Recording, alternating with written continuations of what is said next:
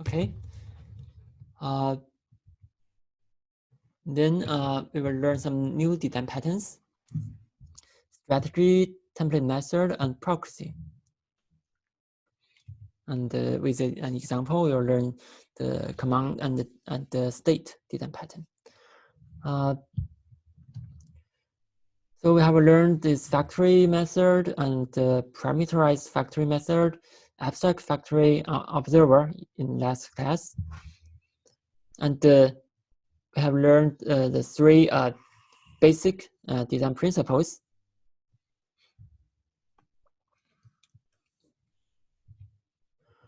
So for factory method, there's one-to-one correspondence between product and concrete creator. And for abstract factory, so each factory corresponds to a series of products like this. So whenever we want to add a new theory, we add one product here, so theory 3. And then we add one product here, theory 3. This is A3, right? This is B3. Then we add one factory here. This is factory 3, right? F3. And this F3 corresponds to these two new products. So this is one theory, this theory of products. So this is how we incrementally design this. And this is how we observe the open-close principle, right?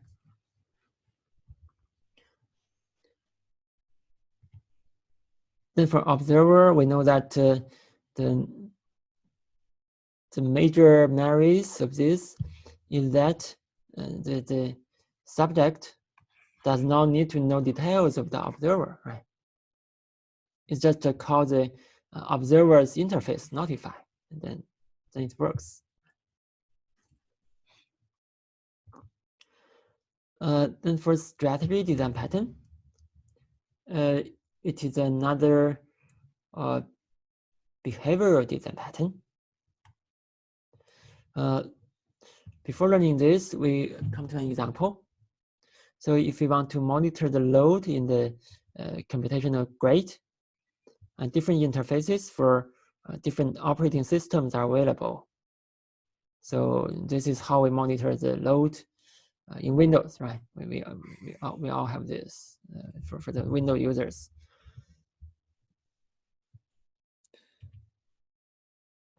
So how to monitor for different systems?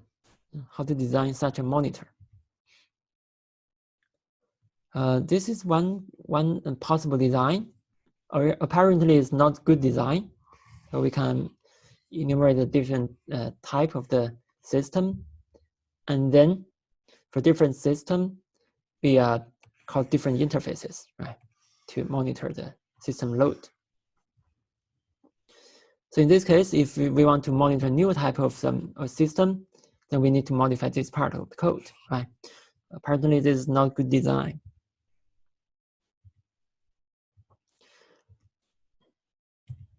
So another better design maybe look like this. So we have a monitor base class, and then we have get load interface. So for different systems, we have different concrete classes to monitor different load. Seems to be a better design, right? So it looks like this. So we have the base class, we have the interface, the concrete classes, and then we can use it, right? We can use it like this. Okay. So this design is good if we only want to monitor the load. However, if we want to monitor other performance parameters, what will happen? For example, if we want to monitor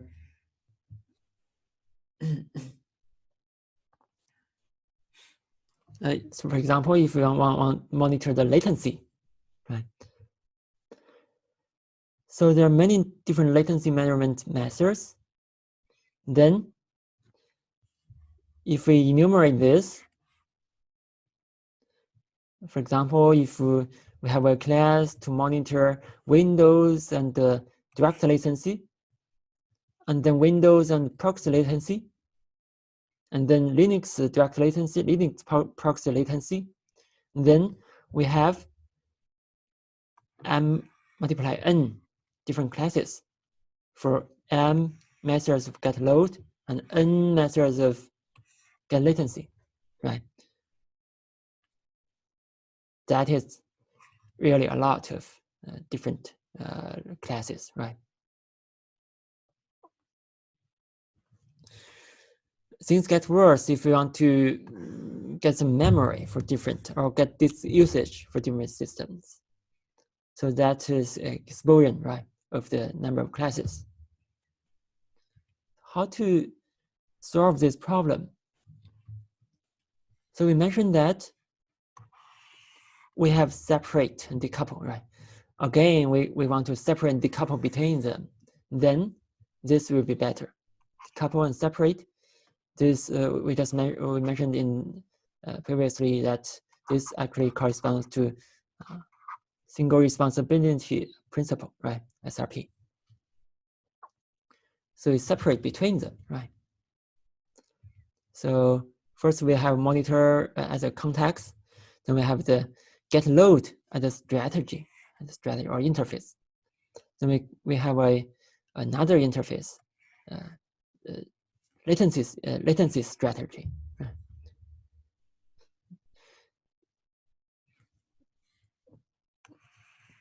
Then we can have this kind of strategy design pattern. Maybe this is not very clear. We can come to this. So we have this strategy base class. For example, this is load strategy. This is load strategy. Then we have different Windows load strategy, Linux load strategy, like that. Different strategy classes. Then in the context, we just program to interface and get load. Then we can have another class hierarchy of latency strategy. So for the latency strategy, we again can have an algorithm interface here and program to interface. We can have different members in the context. Then we do not need to have Windows direct latency, Windows proxy latency like that. We don't need that, right? We just use two algorithm interface. First one is latency. Another one is load. Then let the user to set which one you want. Okay. Then this is the strategy design pattern. Define a family of algorithms, encapsulate each one. So this is a family of algorithm. Okay. This is one family of algorithm for load, and another family of algorithm is latency, for example. So we have a family of algorithms and encapsulate each family, and then make them interchangeable by this context. User can switch between strategy A or strategy B, right? Let the user to configure these strategies. Okay, so this is the monitor with two different strategies, load and latency. Then the user can set load strategy and set latency strategy, can configure between them. Okay, so by this way, we avoid the previously mentioned explosion in the number of classes, right?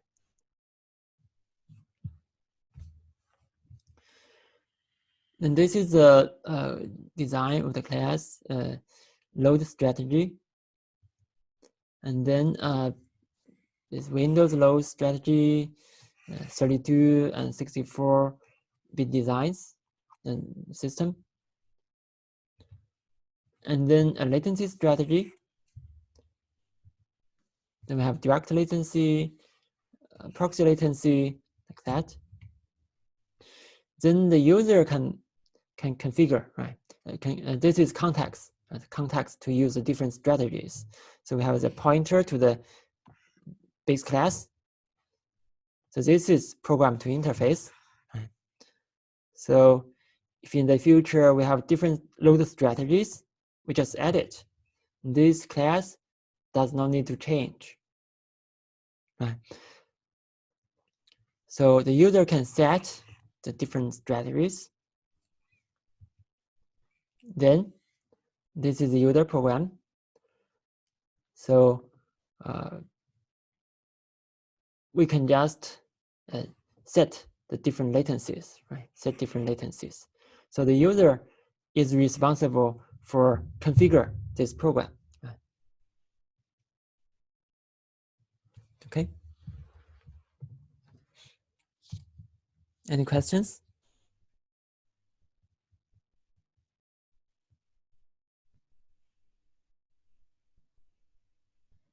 Any questions?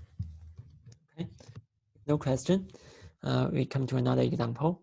This is the easy example actually. So we want to classify different animals into two categories: can fly or can swim.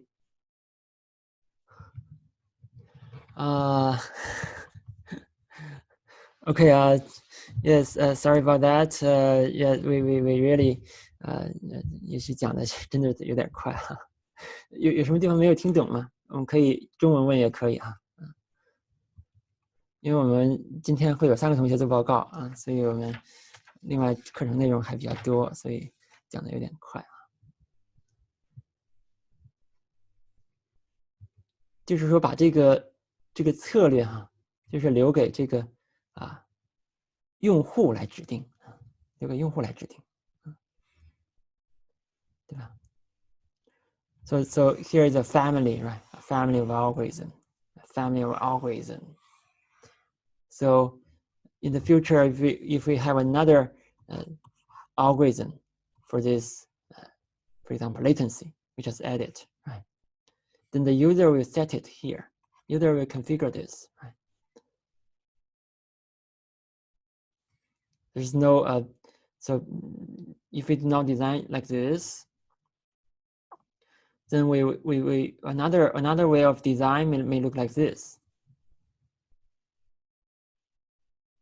是的，就是从 m 乘 n 种变成了 m 加 n 种其实是变成了 m 加 n 种之后呢 ，user 来从这个 m 种里面选一个从 n 种里面再选一个，对吧 ？So the user is to choose one from the m and n different choices, different choices.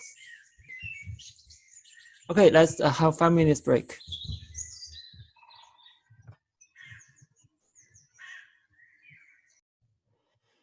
Okay, let's continue our class.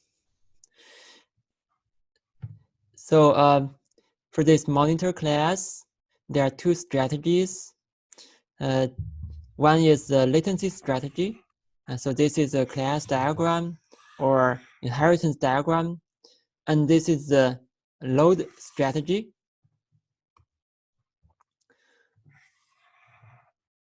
And by programming to an interface, we have the base class pointers here.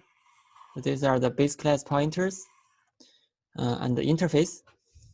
So we can program to an interface, and the user can use set load strategy and set latency strategy to switch the different strategies. Switch between direct latency strategy and proxy latency strategy, or switch between this Windows load, Linux load, Galia load, like that.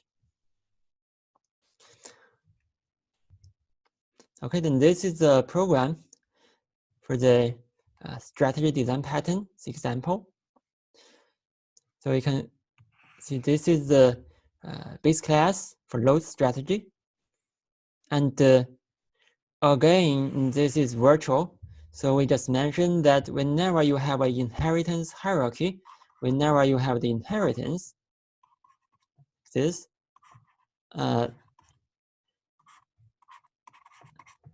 if there would be some polymorphism.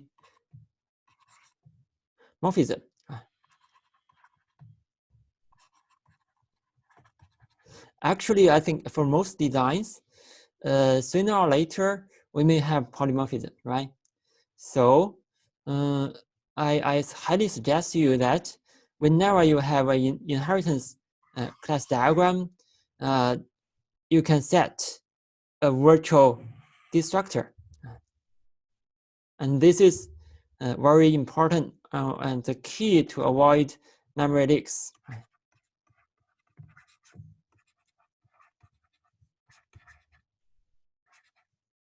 Sorry, memory leaks. The key to avoid memory leaks. Okay. So this is the base class, and then this is the Windows 32 load strategy, and this is the Windows 64 load strategy. And for latency strategy, we can we have the get latency like this, and then we have direct latency strategy and the proxy latency strategy.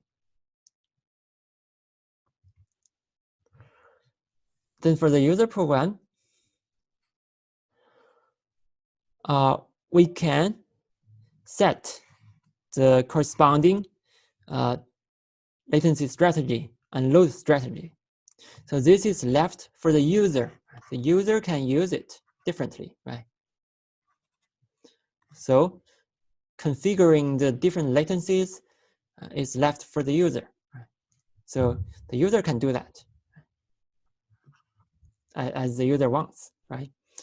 So this is a strategy design pattern.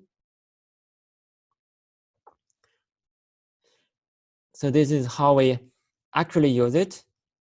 So in this one, the monitor, actually we should know that because monitor class also programmed to an interface, so in the future, if we want to add another latency strategy or load strategy, then this monitor class does not need to change. This is the merits of programming to an interface, right? Because we program to an interface, so in the future, we do not need to modify anything in this class. Okay. Then this is user program. We can see that we first initialize the monitor, and then we can get the latency, and then we can set. The user can switch different strategy or different algorithm to finish this latency monitoring method, right? So this is left for the user to switch between them, okay? Then there's another example to define animals by two strategies. So either an animal either can fly or swim or cannot fly, like that. Neither fly nor swim, like that, right?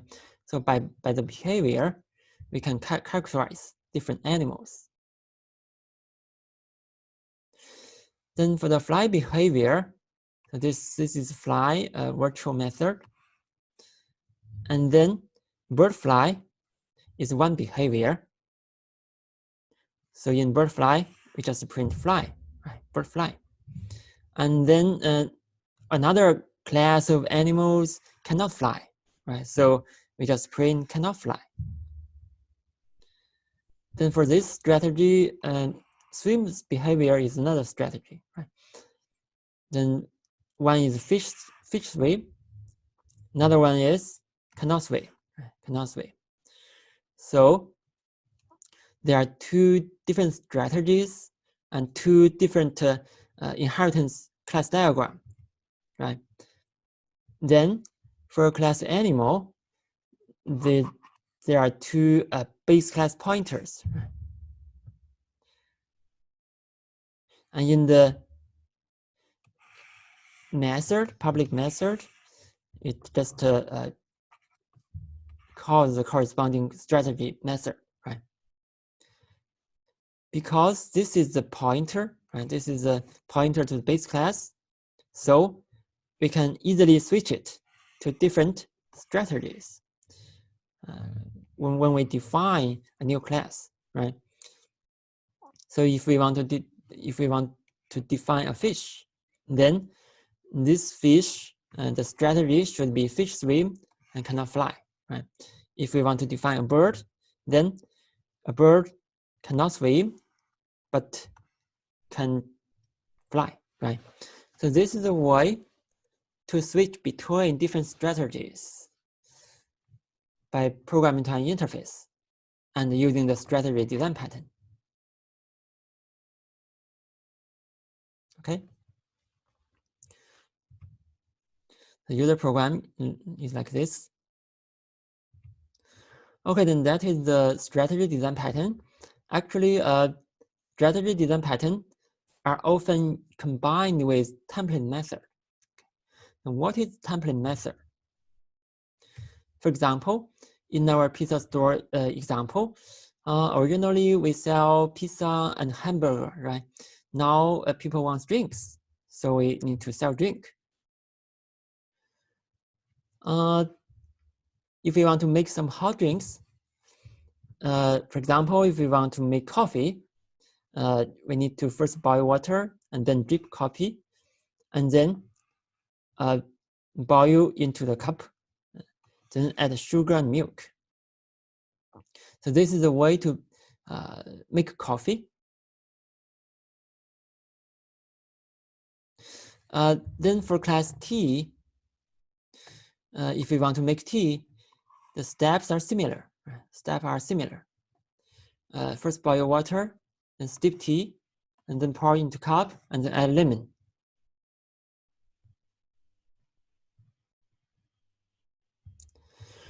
So this step is very similar to each other, especially for the boil water function. We can see that they all have exactly the same steps and exactly the same content. Both print same message. So this actually introduces code redundancy, right? And the steps are similar. So why not combine it into one class? How to combine it? We have to make a class hierarchy, right? And make those who are similar, make those similar parts into the function in the base class, right? So that they can be shared by the derived classes. So in class hot drink, we have these steps, and then boil water is the same for both tea and coffee, and pour into cup is the same for both tea and coffee. So we make this in the base class.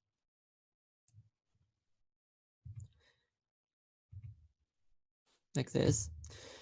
Then in the derived classes, class coffee and class tea,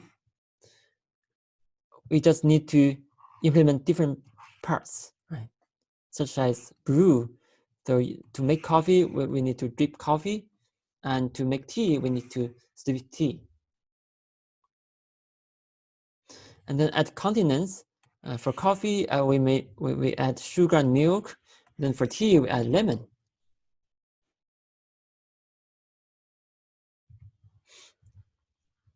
So this is template method. Actually, we have a skeleton of algorithm. For example, this is a skeleton. This is a skeleton, cell drink.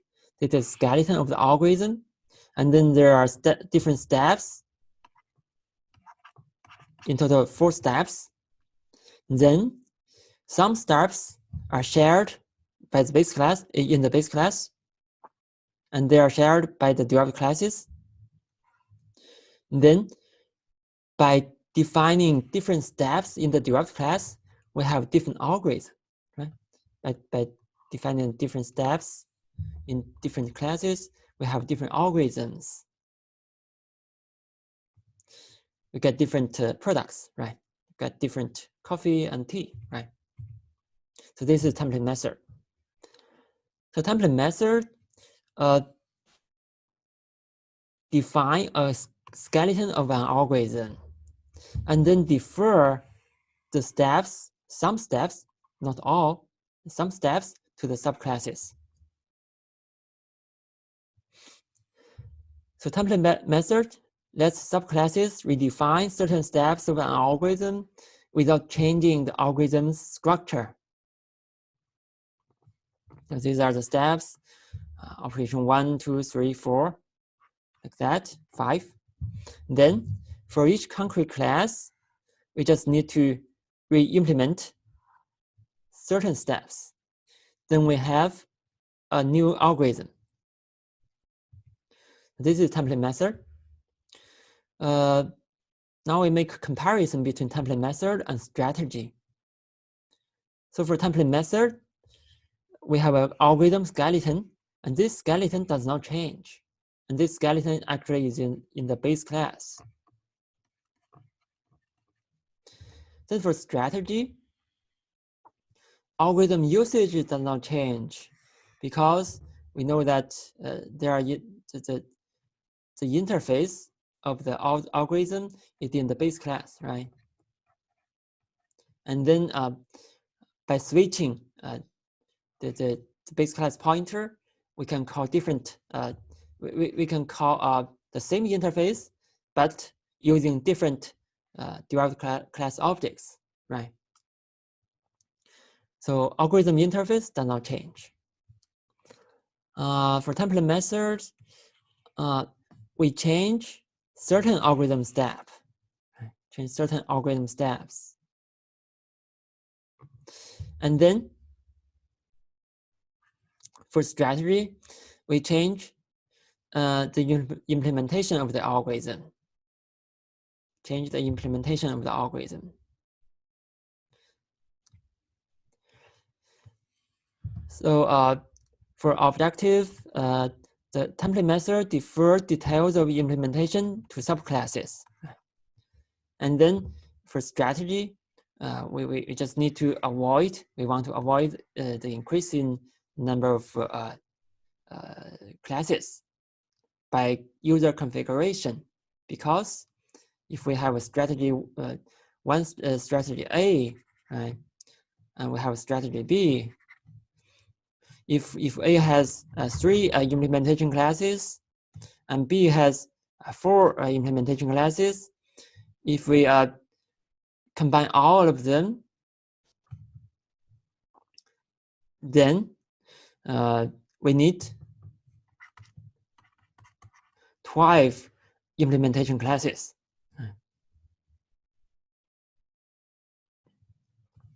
And that means if we have a SAB, this is base class, then we need this SA, SA1, SB1, right? Then this is SA2, SB2, right? Like that. So we have many different implementation classes. Right? In total, there are 12, right? There's a dramatic increase in the number of classes if we have different strategies for different algorithms, right? For different, if we have different algorithms for different strategies, so like strategy A and strategy B, like that. So there's a difference between a template method and strategy. However, we will have some example on this, showing that template method and strategy can be combined together, used in one example. Okay. For our previous example, for example, for the hot drink, we have the algorithm skeleton like this. And then we have the boiling water and the okay. Actually, here we have boiling water. If now we have a new requirement, we have different cups, right? Different cups. So originally for this pour into cup, this is implemented in the base class because we always pour into the cup. However, now we have a new requirement. We have different type of cups. So this pour into cup function needs to be implemented in the derived class. So that's why we define a pure virtual member function here. Okay. However, it is typical that, for example, if we have 10 different hot drinks, maybe 2 hot drinks need some special cups, right? And 8 different hot drinks need a typical cup, general cup. So if we implement 10 derived classes and then we write 10 function bodies, this function with typical cup, that means they have exactly the same function body. Then there will be some, some code redundancy, right? Duplicates. So our solution is that we still keep this base part, right? Pour into a typical cup because we have 8 hot drinks with this typical cup. So why not write the same function in the base class and share it between the 8 different derived classes? And then for the 2 different hot drinks with a special cup, then we can pour into a special teacup like this, a special teacup. Then we implement or override this pour into cup function. Then by this way, we avoid 8 copies of the same function body, right? 8 copies of the same function body in the derived classes, okay? So this avoids code redundancy.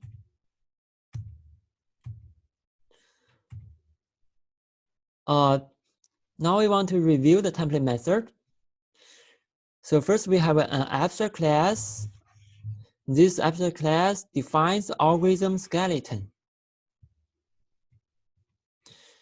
Then in details, details of the implementation are given in the subclasses, right?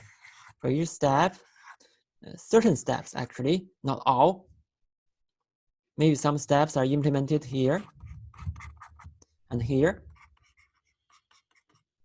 And then by implementing certain steps, we can have different algorithms. Then the user program calls the abstract skeleton method, and implementation details are called correspondingly. And when adding a new implementation class, changes are introduced in the algorithm. So we can always add new implementation classes like this here. We can always add new implementation classes. Then we have a new algorithm. So this is the template method. Okay, let's stop now. And next, we will ask students to give in-class talk.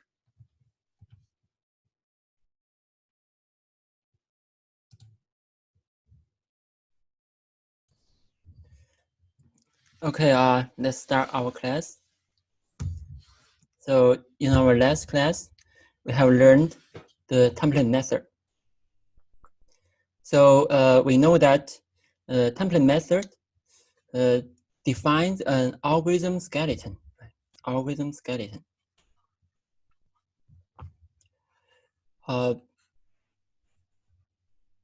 Sorry. So defines an algorithm skeleton.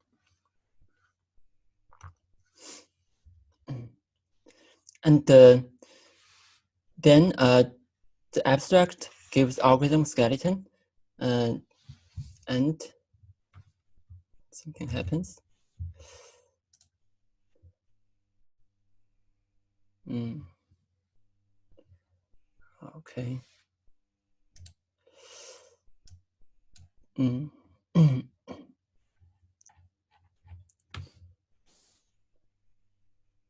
Sorry about that. Seems to be the welcome. Okay. Anyways, so the abstract class defines the algorithm skeleton, and then in the implementation classes, we can define different steps. Different steps. By defining a different step implementation, then we have a different implementation of the algorithm.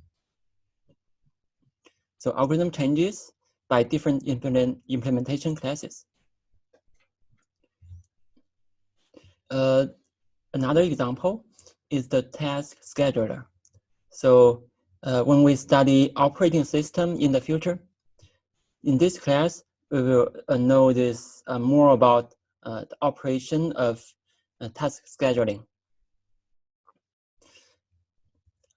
Anyways, for task scheduling, it is based on a predefined algorithm, and then we can choose one task from the task queue and assign the resources, memory and I/O, and also CPU, and run the task. This is basically done by the operating system. So for this algorithm, different operating systems use different scheduling algorithms for sure. Then actually for this algorithm, there are different steps, mainly consists of 4 steps. First one is to get the current system status. The second one is to find a task from the task queue based on a given algorithm. Actually, this is based on priority of the task. And then we allocate the resources demanded or required by the task, and then start to run the task. So these are the basic algorithm steps.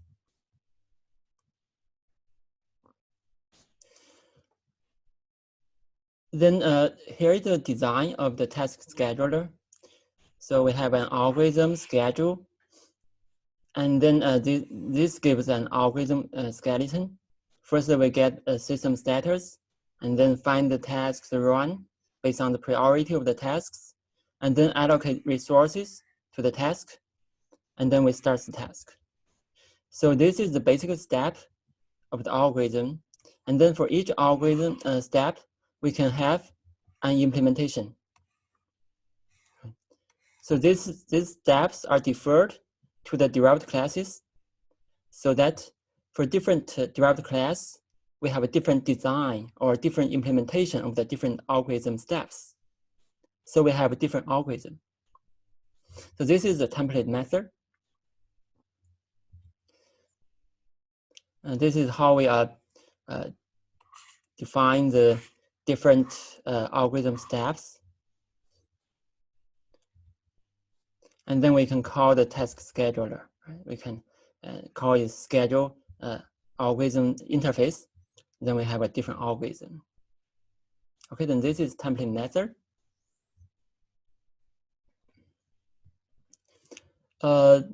However, we know that if we have, for example, if for this step, we have 2 algorithms, and then for this step, we have 3 algorithms for 3 methods to implement this step. And for this one, we have 4 methods or algorithms to implement this step. For this one, we have 3, for example. Then in total, how many algorithms do we have? We have 3, right? So this many, right, is a lot, right? Right. So we have, in total, we have 72 different algorithms to implement this task scheduling, right? For so many algorithms, we have so many corresponding classes, right? So that's a lot. how to avoid this kind of combination or enumeration problem. Actually, we learned this before, right? We are always trying to avoid such kind of combination and explosion in the number of classes. We have done a lot, right? We have learned many different methods, right? A similar one is the strategy design pattern, right? Strategy design pattern. We know that for strategy, the user can configure the strategy for each algorithm so that the combination of the different algorithms are avoided, right? So we can combine template method and strategy design pattern, combine them together to define this special algorithm for task scheduling, okay? So use template method to define the algorithm skeleton, and then we use strategy to choose the implementation of each algorithm step. So the design is like this. So for each algorithm step, for example, to get the system status, this is one strategy. Actually, this corresponds to one algorithm step, right? So this is task finder strategy, and this is resource allocator strategy, and this is task runner strategy. So we have 4 different strategies for each step. And then we have concrete strategies for each step, right? For my system status strategy to get the current system, maybe it's Linux, maybe it's Mac or Unix. And there is also task finder strategy to find the task in the queue. Maybe based on priority, or maybe based on FIFO, first in, first out. It's very simple strategy, right? And then we have the resource allocator and the task runner. So these are implementation classes. We can have different strategies, right? For different system status, for example, we can have many different strategies. Then leave this for the user or for the client to configure. Okay, so this is key idea. Then for this task scheduler, so this is a constructor. We can provide, pass in the different strategies. So this is for the, for the user to configure, right? User to configure. Then in this task scheduler, we still have this algorithm skeleton. Then in the algorithm skeleton, we call the strategy for each step. We use the strategy for each step. Okay, so this one, and these are the different strategies. Okay, so this is a combination between template method and strategy. So this is a very interesting example. So I hope you can understand it, and because it's actually often used in many designs. So this is template method, and then this is strategy. Okay, strategy design pattern. So actually, it's an algorithm, and template method defines the algorithm skeleton, and then for each algorithm step, we again regard it as an algorithm. So for each algorithm step, we have an algorithm strategy, right? So this is the combination between the two design patterns. So this is class diagram. So we still have the template method. Then in template method, we call different algorithm steps, where the steps of the algorithm are provided by the strategies. So here we have strategy 1. This is composition, right?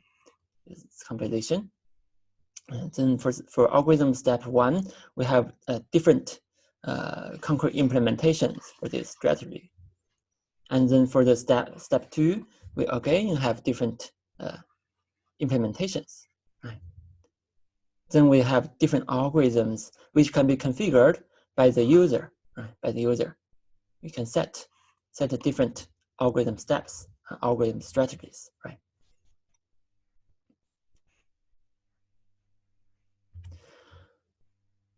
Okay, then that is the example for a combination of template method and strategy design pattern.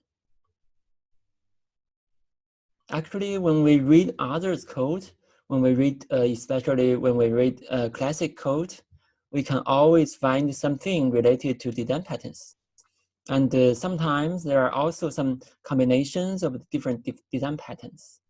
So if we are when we are doing our code reading, for example, if we can find such places, I hope you can write down and write down these design patterns in our code reading report. Okay. So for this template method, we again program to an interface. So we are programming to the algorithm skeleton, right? And then we are open for changing algorithm details by adding new implementation classes. Each implementation class corresponds to a new algorithm. And we are close to modifying existing classes. We also comply with the single responsibility principle, which partition different tasks and assign them to different objects. So our algorithm skeleton keep no change, does not change, and each algorithm step is deferred to implementation classes. So these implementation classes corresponds to different implementations of the steps, right? So we partition different tasks to different derived classes. Okay, then this is the template method and the strategy design pattern. Next, we will learn proxy. For proxy design pattern, we first come to an example. For example, if we want to show an image, however, the image is downloaded from internet. So we first need to download the image and then we show the image. Okay. This is how we use the image class, and we show the image. However, sometimes internet may be very slow for different scenarios and different working environments. So how to avoid such kind of waiting? So the user experience will be very bad, right? If we do not prompt something, the user may think maybe the program has crashes, right? So how to do that? Typically, we may think of, okay, then because this environment is not good, so the download may be very slow. So we add one line here, please wait.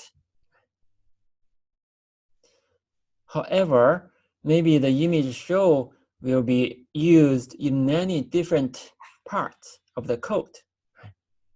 It's called many times in different places. Then we have to find all these occurrences of this sentence, and then, or this statement, and then we add one line before it, right? Add one line here. If we miss one line, if we miss one occurrence of this, then there's a problem, right? There's a problem. So another solution maybe look like this. Then we add it into the class. So because we add it in the show function, so we do not need to modify the user program. However, this is not good, right? Because this is, we're always mentioning about close to modification. We should not modify the designed classes. Right? Maybe this class, or it may be provided by third party. We do not have a way to modify this. Actually, sometimes we do not have a way to modify it. Right? We are not allowed to do that because it is provided by third party.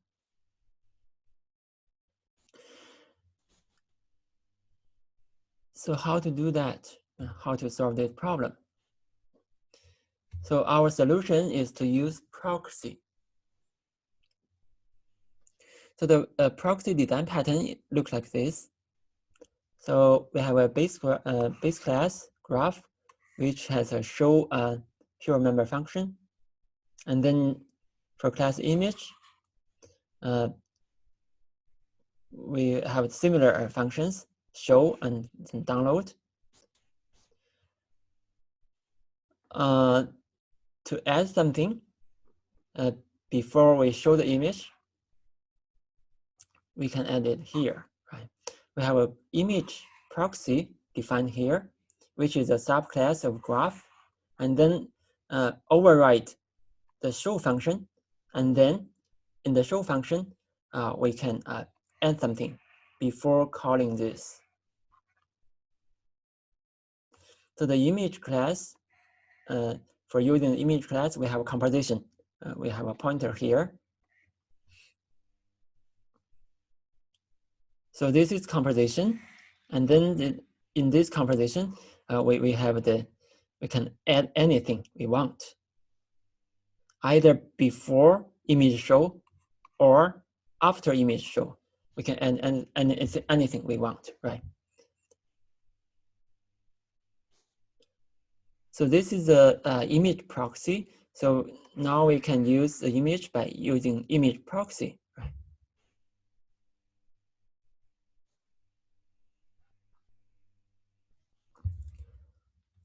Okay, then this is proxy design pattern.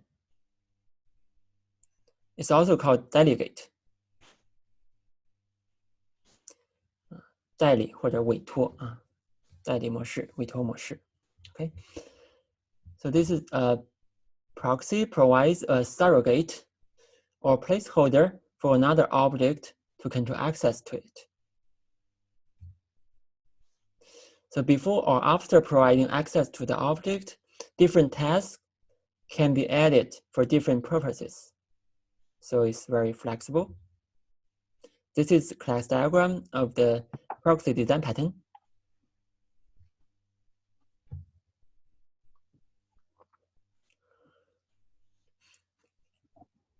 And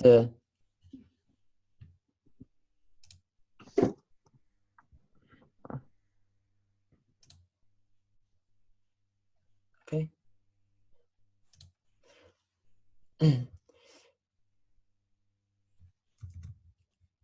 So we can see that. So this corresponds to graph, right? So this corresponds to image. And this corresponds to image proxy, right? So in the graph, we have the interface request. And then for image, we have the request. And then in proxy, we have the composition. So we have a real subject, which is composition, a member in the proxy class. And then when we call the proxy's request, we will call real subject request. Before calling real subject request, we can add something here or add something here. Okay. There are different scenarios of using this proxy design pattern. For example, there's a remote proxy. So this provides a local representative for an object in different address space. So different address space, actually, we can understand it by, for example, internet. So if the object is accessed from internet, so that's in a different address space. Or we can understand it by multiprocess programming, right? 多进程编程啊。So in this case, if we want to access an object in another process, then they're also in different address space. So remote proxy can be used when encoding a request and its arguments. For example, if we want to do internet programming, we will always use socket. So for socket programming, we have to encode the address of the internet, the IP address, and also the port, right? So we have to encode those information, and also we have to encode the request message so that we can send it to the receiver on the internet, right? So we can, so these tasks can be done by the proxy design pattern. Okay. Another application is the virtual proxy. So virtual proxy deals with an expensive object. Expensive in terms of either memory or runtime. Memory means the object takes a large memory, and runtime means if we create the object, it takes a long time. So we only create expensive objects on demand. For some applications, for example, maybe one user, when one user uses the application, maybe he does not want to access this object. However, for another user, maybe he wants to access this object, right? So it depends on the user behavior, right? So for using proxy, we can cache some additional information about the real object so that the user can access something related to the object, so that the user can determine whether he wants to access the whole object or not. We can even give warning to the user so that the user know, okay, this is a very large object. If you want to access it, it takes a long time to create it. Do you want to wait or not? Right. So we can do that. So only when the user thinks it is necessary to access it, we will create the object. So in this case, in this way, we can delay the creation of the expensive objects and save memory and runtime. So another application is the protection proxy. So this is very easy to understand. So we just want to verify that the user have the rights to access objects. So we may ask the user to type in the user account and password so that we verify that the user can access this. Okay, so this kind of protection of the object access. Another application is the smart reference or smart pointer. So typical usage is the reference counting. So in our previous classes, some students already give in-class talks on smart pointer, shared pointer, weak pointer. So for these pointers, actually, the implementation of these pointers is based on reference counting. So we will count the number of references to the real object so that it can be freed automatically when there are no more references. So if the references to the object is 0, then it will be automatically delete it. So we do not need to worry about the memory leaks, right? So this is also a typical example of using proxy design pattern. Okay, then that's typical applications of proxy design pattern. Now we compare between proxy and adapter because they are kind of similar between each other. Both use composition, right? So for adapter, we know that we have learned adapter design pattern. We have an example where the STL stack can be adapted for my stack, right? So we also use composition for this case. In proxy, we also use composition. So they're similar.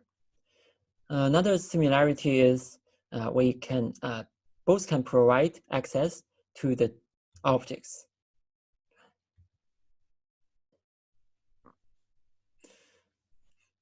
The two objects means that the objects, one object for proxy and one object for adapter. The difference between the two design patterns are proxy wraps one object to control its access. So key idea is control access, right? However, adapter is to adapt, right? Wraps one or more objects to adapt, right? Adapt the interface to the user program. So adapter typically makes it work, right? Makes it work. Proxy typically control access. So proxy does not change interface. However, adapter may change interface because adapter wants to make it work. The interface are similar. However, it has some small differences. And the proxy often changes functionality because, for example, if you want to access control, maybe you just cannot control it and you just cannot access it. There's a lot of change, right, in functionality, right? However, adapter does not change functionality. We want to make it work, right? Okay, then that's the design pattern and the difference between adapter and the proxy, right? So now we will learn an example. So in this example, we will also learn two more design patterns. Command and state. So this example is a simple painter. So in this summer, we will learn our class, summer class, which is Qt, which consists of Qt actually. So Qt is for GUI programming, and in Qt there is Painter. There's also Painter, and actually many years before for summer class we also learned MFC, right? MFC programming is also one GUI programming. There's also Painter in MFC. There's a way to draw something. So how to design a simple painter? And according to the commands, draw the pictures with line segments. So the commands consist of move and rotate.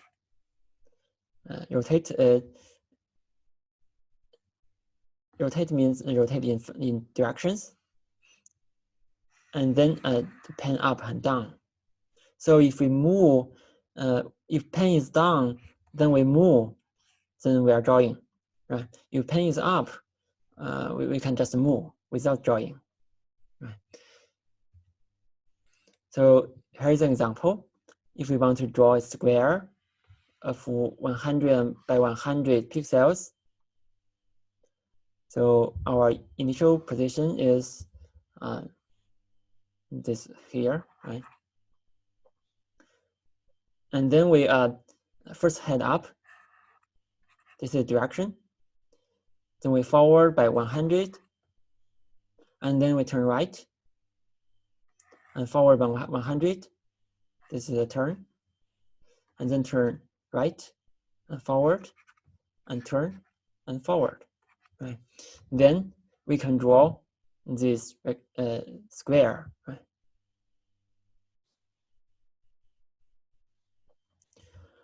Okay. Then how to design it?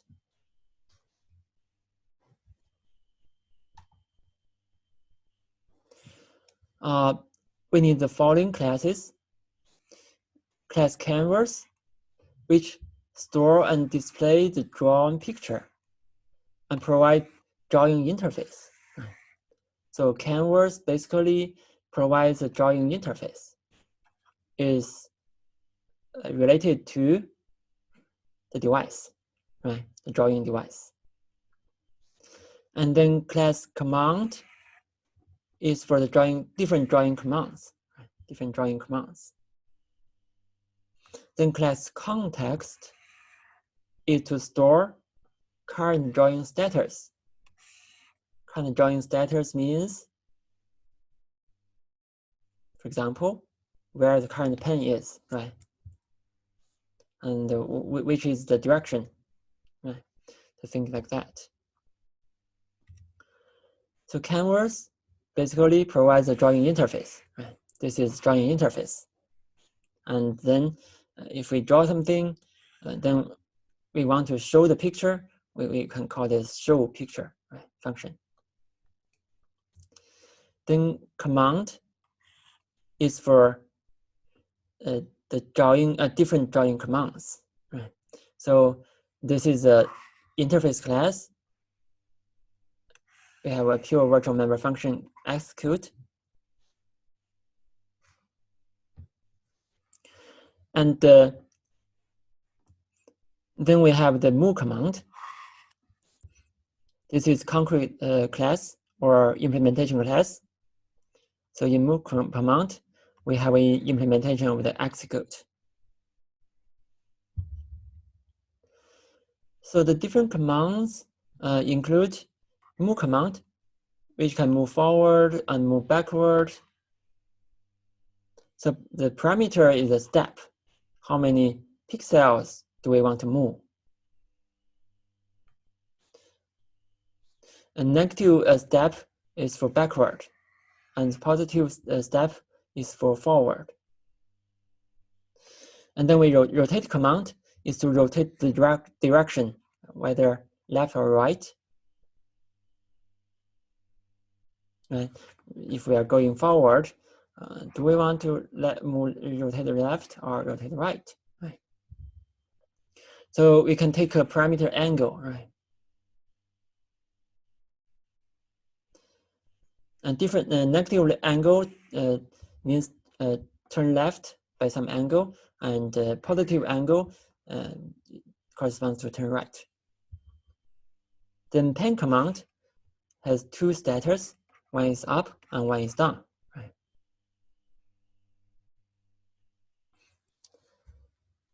So this parameter is introduced to reduce number of classes, right? So for the class, context class, it stores current status, right? Like this. So it's the current position, where we are heading to, and whether pen is down or pen is up. So these are the accessors and mutators.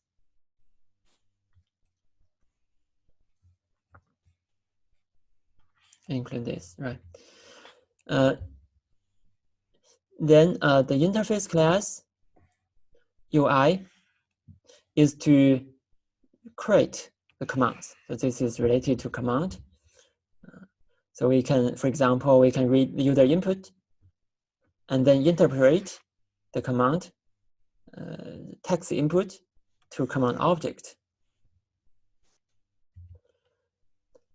Then we have a concrete interface class or implementation class to construct the command based on user input from iStream. Okay. And then we can use a string comparison to determine different commands. For example, for this stream input, actually we can get something from command line, right? If we type forward, then we get a forward command, right? Construct a forward command. And then if we type pen up, then we can construct a pen command, right? Like this.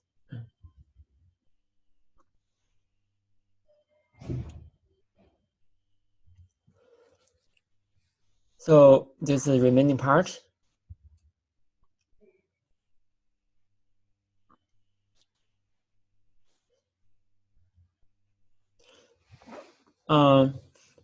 So I want to emphasize that in this example actually is an idea of how we implement this this design pattern or this example, and we have an optional exercise for you to try to make it compile and run. Okay. So currently, this given example cannot compile, I think. We only provide some basic idea of how to write this design pattern. Then this is for the move the implementation for move command. So we have the step, canvas, and context as parameters. And then for pen command, we also has the is down, whether the pen is down or not, or up. We also have the context. Then for execute, if we want to execute the move command, then we first get the current position from context, and then get the heading direction from the context. Then we check whether pen is down. If pen is down, then we can, from canvas, we can draw the line, right? So this is how we execute move command. Then we can set the current position to where we are moved to. So similarly, we can implement pen command.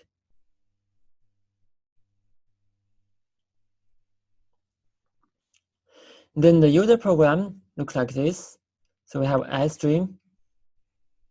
Then in this way, so this actually is, so we need to modify this, right? So this cannot compile, I think, right? We need to modify it so that it will work as required or as expected, okay?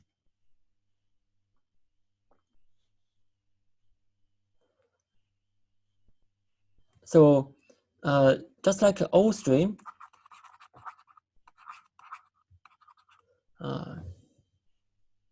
just like OStream,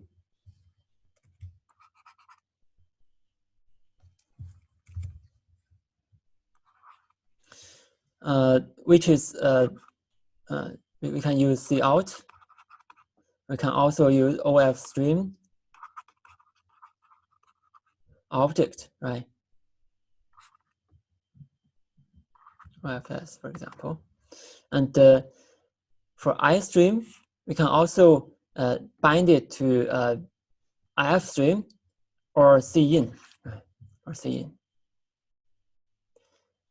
So in this way, we can either read from command line or read it from ifstream. I think we need to modify this part so that it will compile correctly. Okay. Then we can define the UI. Then we can, from the UI object, the stream UI, we can read the command from input from the text. And then we can construct the command one by one, right? And then call the command execute to execute the command.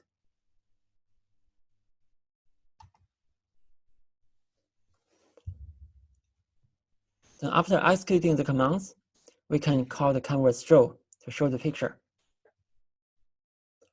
Okay, then this is the user program. So from the user program, we can see that actually we do not need to know the details of the command. We just call the execute of the execute interface of the command, then it will work. We do not need to know the details of how the command is constructed or how the command will run. This is called the command pattern. It is also called action pattern or transaction pattern. The command pattern encapsulates a request as an object and thereby letting you parameterize clients with different requests. Also let you to queue or log the requests to support undoable operations. So we can support undo, easily support undo and redo. We'll show an example later. Using command design pattern, we can easily support undo and redo.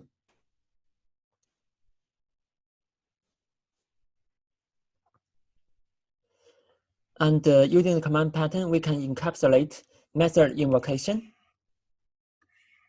so that the invoker does not need to know the details. So it's kind of decoupled, right? Decoupled from the invoker and the class designer. SRP principle also can be observed here. So the task of making request and executing command are separated from different objects, right? So are separated to different objects. The object for making request to execute the command does not need to know the details of how the command is executed or how the command is implemented. And this is the design pattern for class command design pattern. So we can see that there are different parts. First one is command interface. The key is execute interface. So it declares an interface for executing the operation or command. Then in the concrete command, so actually we may have different concrete commands, like the move command, the pen command, right, and rotate command, like that. And okay, let's have 5-minute break.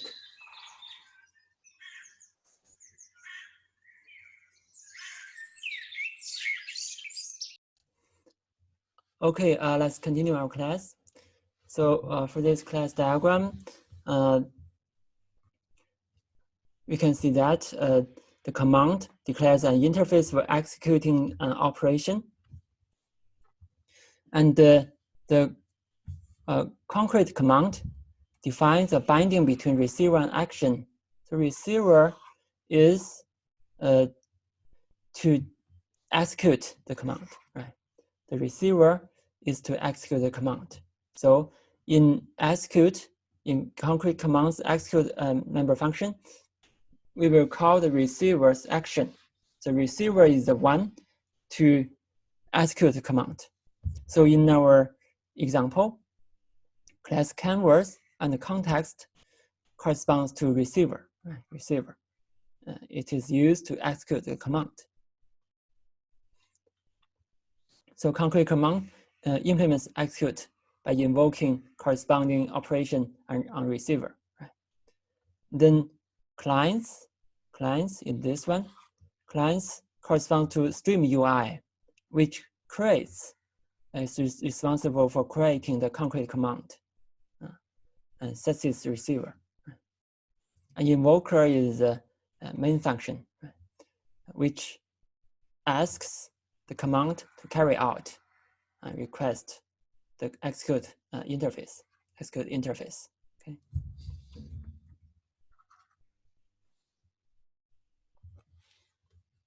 So this is command design pattern. Actually, there are many different parts, different classes. So they are combined together to implement the command.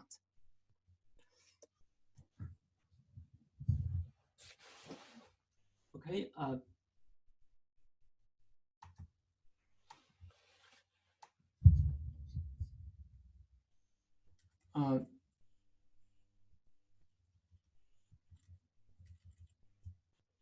Okay.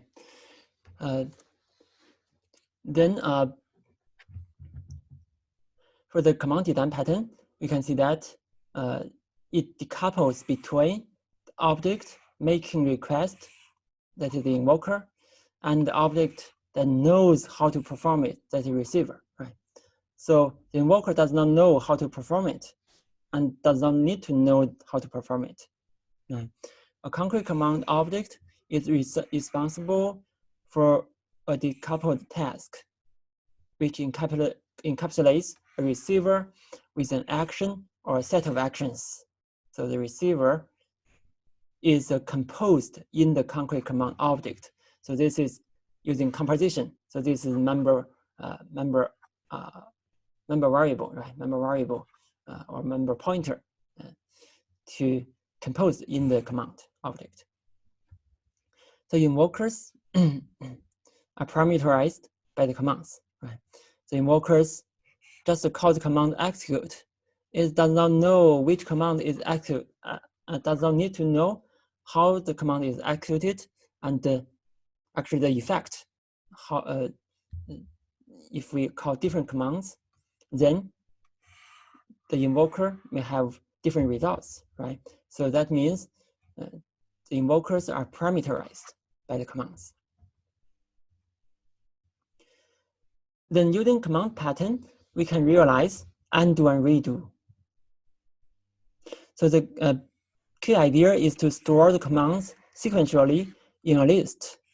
When showing the picture, we execute all the commands once again.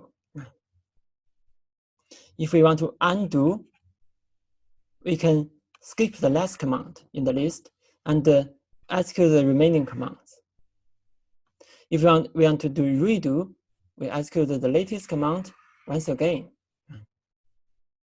and add it to the end of the command list. So this is very easy to implement undo and redo. And we store the commands in the context and introduce the show function in the context. You can see that we have a command list here now. And then we have pointers in the command list. So last command and max command. Max command means how many commands we have executed. And last command means the last one in the command list.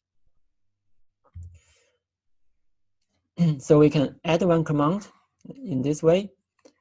So this is the command list, add one command here. And then max command is updated according to the last command. So if we want to do undo, we will just -1 to the last command. If we want to do redo, we just +1 to the last command.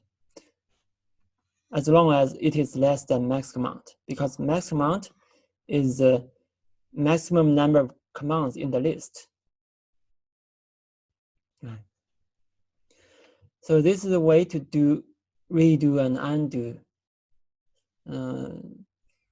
However, if we want to make it work, we may also write an overloaded assignment operator, and also we may check buffer overflow and some boundary conditions like that to make it really work and without bugs.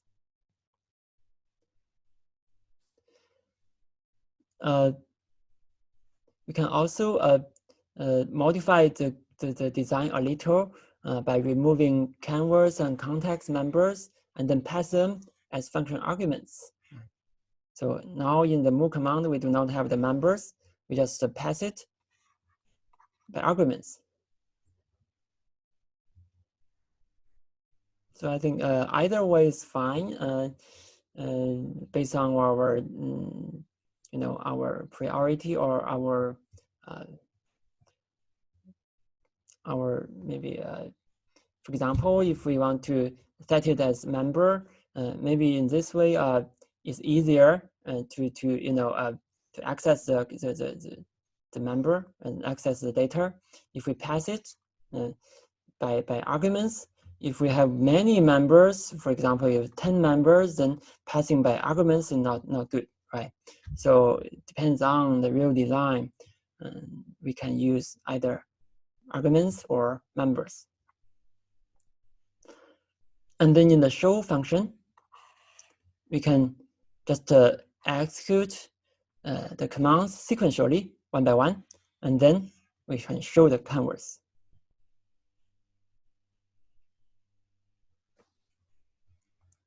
So now we can, by the last command, we can implement undo commands. Actually, in our method for undo, we just execute all the commands once again without the last one, right? Then we show the canvas. So this is actually not a typical way for current GUI applications or GUI painters. There must be better ways depending on the interface of the canvas. In the real GUI programming, the painters have much more efficient implementations. Okay. Anyways, our example provides one way of doing this redo and undo using command design pattern. However, depending on the canvas device, we can have a maybe smarter way of implementing this undo.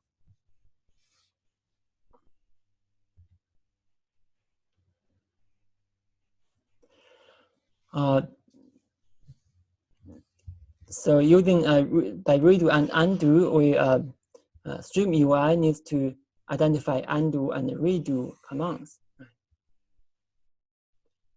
So based on the input, we can get the command, which consists of both undo and redo. Okay. Then this is the painter example. So in this example,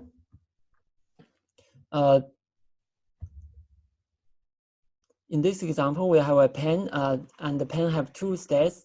One is pen up, and another one is pen down. Right. Actually, for implementing this different states, we have an alternative solution that is state pattern. So in the state pattern, we have we can have different interchangeable internal states. So this is state, and this is concrete state, and all of them implement this handle. In request, we call state handle. So this design class diagram is actually exactly the same as strategy. However, the design intent is different. So now we have an example using state design pattern. So very simple example is traffic lights. So we can implement the traffic light like this. So in the light, we can have a next state. So when the color is red, the next state is green, like that. Then we can get color, and we have a color member. So this is the one design. It's perfect for traffic light, However, if there are for other designs with more states, this is not good, because when we add a new state, we need to modify this next function, right? It violates the closed principle.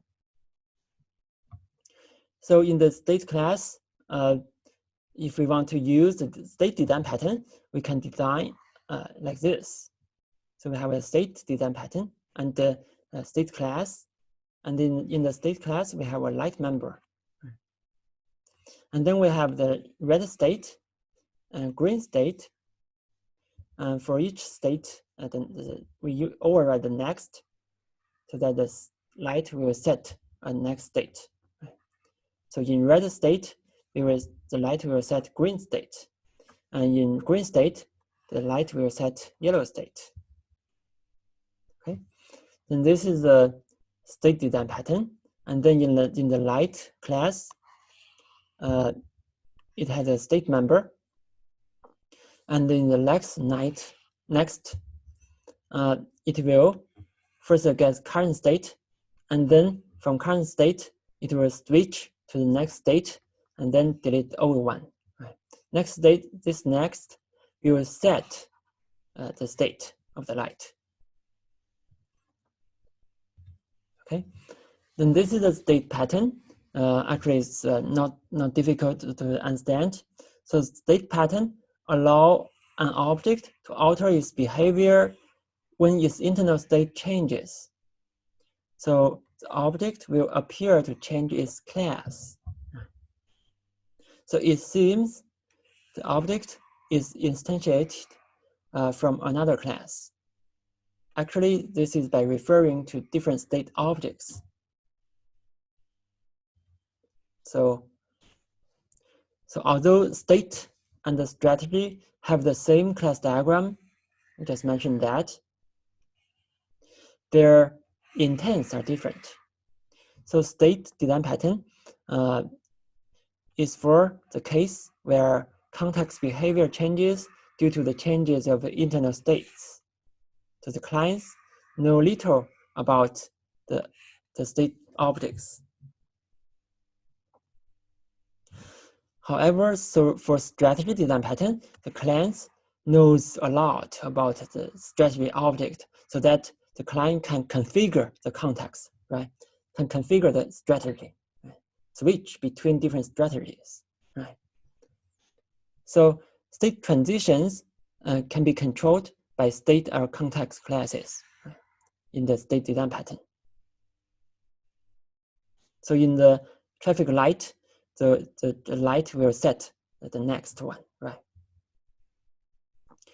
So this is state design pattern. State pattern is suitable for when there are complicated transformation between different states, and for example, one scenario is the TCP connection. So we will learn this TCP connection in the summer class, which is on the socket programming. So for TCP, states include established, listening, and closed. So the three states transform between each other frequently. So this is a perfect place to use state design pattern. And then another one is to switch between different tools in the toolbox. For example, in the drawing programs, user may switch between different drawing tools for drawing different lines and curves, like that. Another perfect place to use state design pattern is the finite automata, 有限自动机。这个是我们在学习这个形式语言与自动机这个课程上面我们会学习很多关于这个有限自动机的知识。However, for implementing this DFA, NFA, we will need to use this design pattern state. So there are different states and different transfer functions. Okay, then that's all for design patterns. Actually, there are a summary of different design patterns there are 23 design patterns. So we just learned a little about them, a few about them actually, and there are other design patterns. I hope you can you can read it after class. So actually, for each design pattern, there is an intent or a use scenario, how and when it will be used. And for structural design pattern, we also learned something, and then a lot are left. And then for behavioral design pattern, again, we will learn something, and some more are left. So these are the 23 design patterns. And then for asynchronous programming and web programming, multi-threading, there are new design patterns actually. These are different from the 23 golden design patterns, like future, completable future, and promise. Also, aspect-oriented programming is also can also be regarded as a design pattern, I think. Actually, it's an extension of the OOP programming. And MVC is also a design pattern. Someone argued that the DCI, data context interaction design pattern, will replace MVC in the future. However, MVC is also important, and we will learn this MVC design pattern when we learn Qt. We'll mention about something about MVC design pattern when we learn Qt in this summer class. Okay, and that's all for today's class. Next, we will ask our students to give in-class talk. Okay, 徐文博。老师可以听到吗？